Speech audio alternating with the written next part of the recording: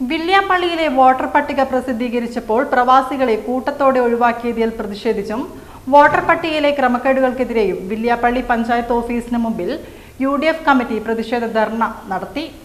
ധർണ ജില്ലാ UDF convener Ahmed Punnakkal ഉദ്ഘാടനം ചെയ്തു.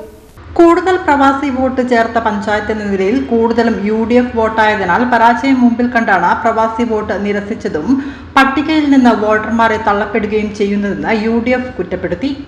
ധർണ ജില്ലാ UDF കൺവീനർ അഹമ്മദ് പുന്നക്കൽ ഉദ്ഘാടനം ചെയ്തു.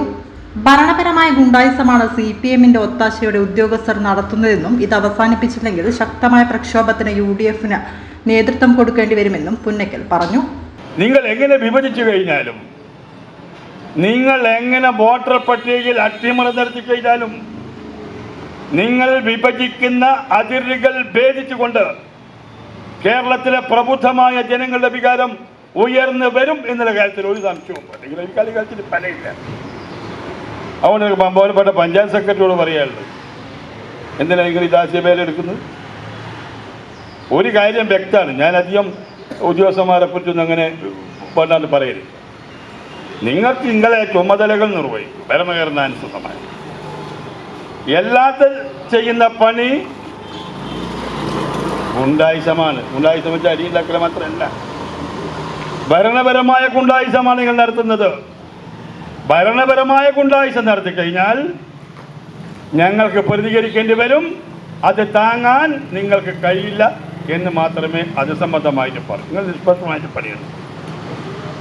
ഞങ്ങൾ ഇപ്പോഴും പറയുന്നു, വില്യാപ്പള്ളി പഞ്ചായത്തിലെ വോട്ടർ പട്ടികകൾ കൃത്യമായും ക്രമവിധേയമായും സംശുദ്ധമായും ഒരുക്കിയെടുക്കേണ്ട ബാധ്യത നിങ്ങൾക്കുണ്ട്. ആ ബാധ്യതയിൽ നിറവേറ്റ് പോവുകയാണെങ്കിൽ ഈ സമരം ഇന്നുകൊണ്ട് അവസാനിക്കുന്നില്ല. നിങ്ങൾ അവസാനം വരുന്നത് വരെ ഞങ്ങൾ സമരം തുടക്കമാണ്. ചെയർമാൻ MK റഫീഖ് അധ്യക്ഷത വഹിച്ചു.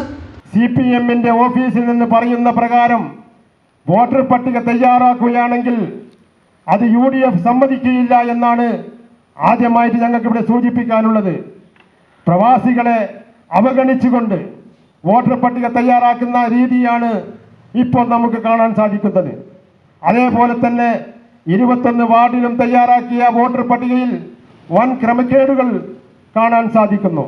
ഇതൊക്കെ ഉദ്യോഗസ്ഥന്മാർ മാത്രമല്ല, CPM-ന്റെ ഒത്താശ അതനുസരിച്ച് ചെയ്യുന്ന ഏർപ്പാടാണ് ഇവിടെ കാണാൻ സാധിക്കുന്നത്.